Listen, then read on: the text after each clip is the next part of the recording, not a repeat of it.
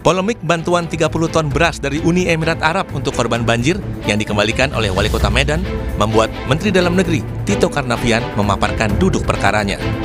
Tito bilang bantuan itu bukan berasal dari pemerintah Uni Emirat Arab, melainkan dari The Red Crescent atau semacam Palang Merah Indonesia.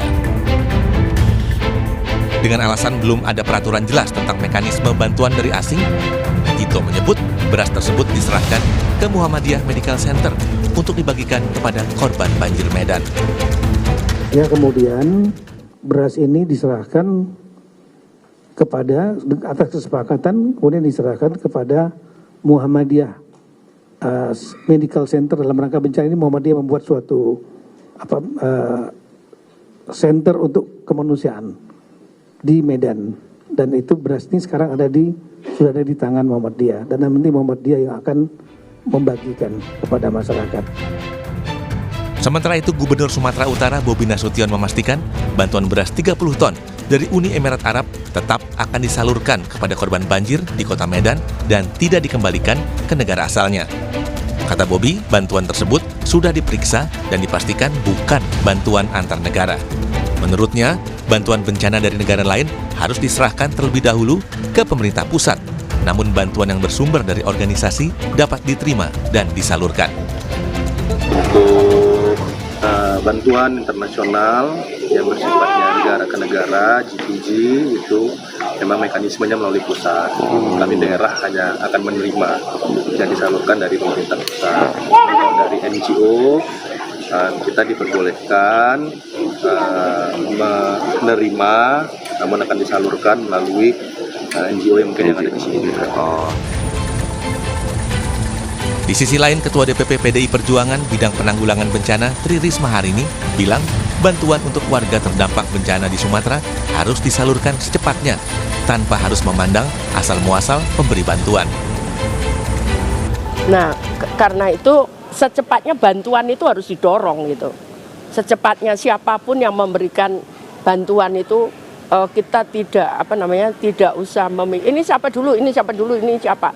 Tapi harus secepatnya didorong minimal untuk membangunkan semangat mereka gitu. Sebelumnya Wali Kota Medan Riko Waas menerima bantuan logistik dari pemerintah Uni Emirat Arab untuk korban banjir di Medan. Bantuan diserahkan langsung Wakil Duta Besar Uni Emirat Arab di Posko Bantuan Bencana Kota Medan. Namun Pemkot Medan memutuskan mengembalikan bantuan itu. Wali Kota Medan bilang keputusan itu diambil setelah pihaknya berkoordinasi dengan Badan Nasional Penanggulangan Bencana. Tim Liputan Kompas TV.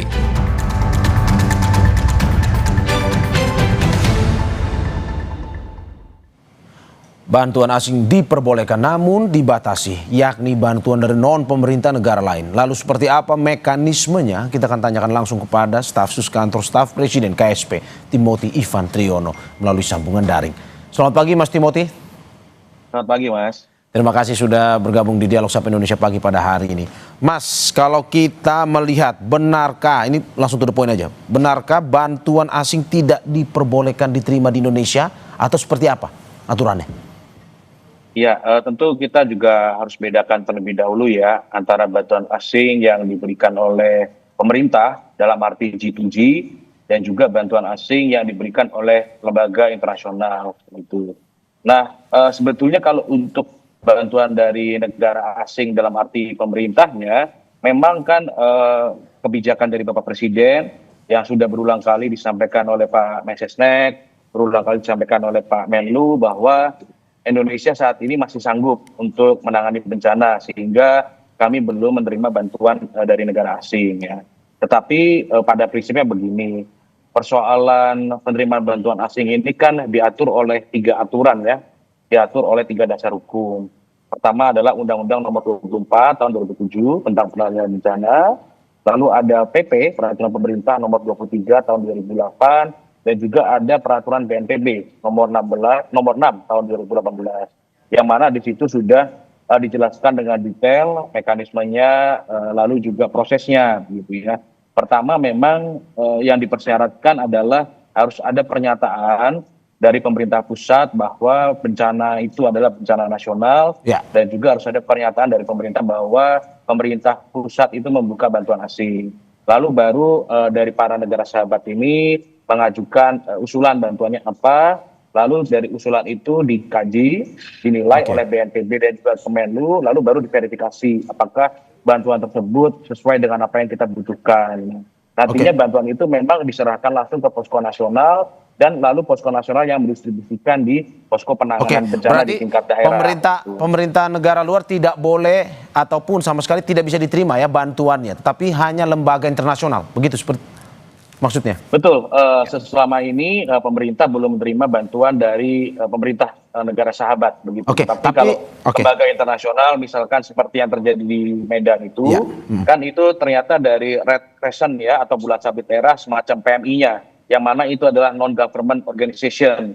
Nah itu sudah disalurkan dan tidak ada masalah, meskipun sempat ada dinamika ya, tapi kan akhirnya bantuan beras itu sudah bisa diterima oleh Muhammadiyah dan sudah tersalurkan dengan baik kepada masyarakat terdampak bencana di sana. Begitu. Tapi Mas, kalau kata Mendagri kemarin, bantuan lembaga internasional pun ada batasnya sebenarnya. Batasnya seperti apa? Ya, sebetulnya tidak ada batas yang konkret ya.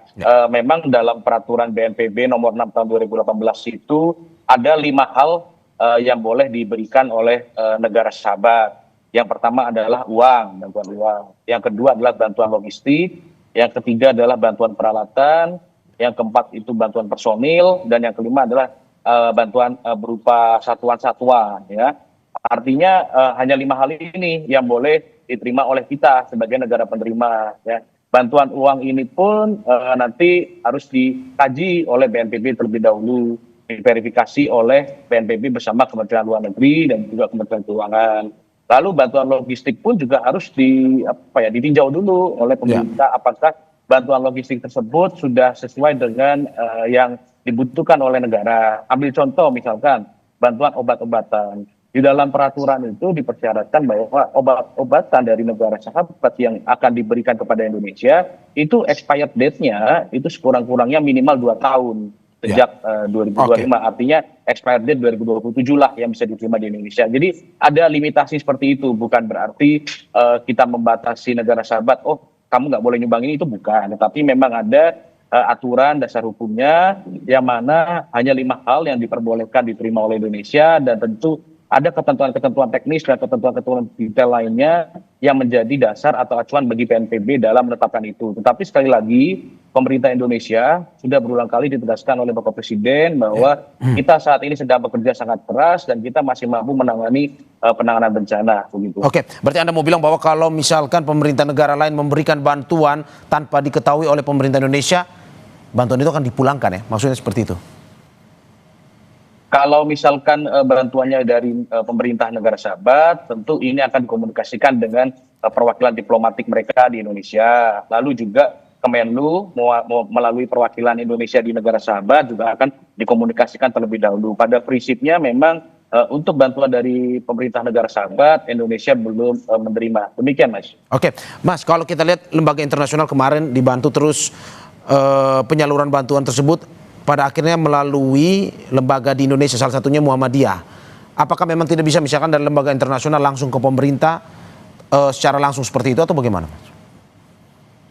Iya, kan tentu begini ya, penyaluran bantuan itu banyak macamnya dan bentuk kolaborasi pemerintah itu banyak jenisnya.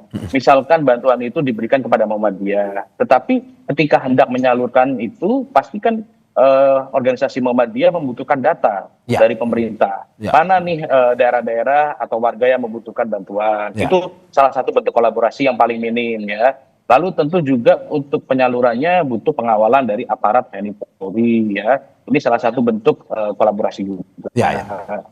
Lalu juga untuk mendistribusikan ke daerah yang terisolir pasti butuh bantuan dari BNPB untuk menggunakan helikopter. Jadi bentuk kolaborasi ini banyak dan salah satunya adalah dengan kolaborasi dengan pemerintah daerah dan juga KL. Jadi tidak melulu harus diterima oleh posko daerah, karena balik lagi itu ada mekanismenya, Mas. Ada mekanismenya, tetapi Pak Presiden sudah menjelaskan bahwa bantuan ini harus disalurkan tanpa adanya hambatan birokrasi. Sehingga pada saat kemarin ada masalah, ada dinamika ya, ada pernyataan dari Wali Kota Medan, langsung kita antisipasi dengan baik, kita carikan solusi penyelesaiannya.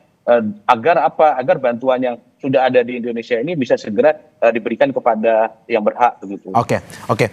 Mas, kalau kita bertanya lebih detail, karena kemarin kan kita tahunya soal bantuan di Sumatera Utara. Tapi kalau dari data pemerintah sendiri, ada atau tidak sebenarnya bantuan-bantuan yang sudah masuk tapi akhirnya dikomunikasikan lagi dengan pemerintah atau di perwakilan pemerintah dari negara lain itu?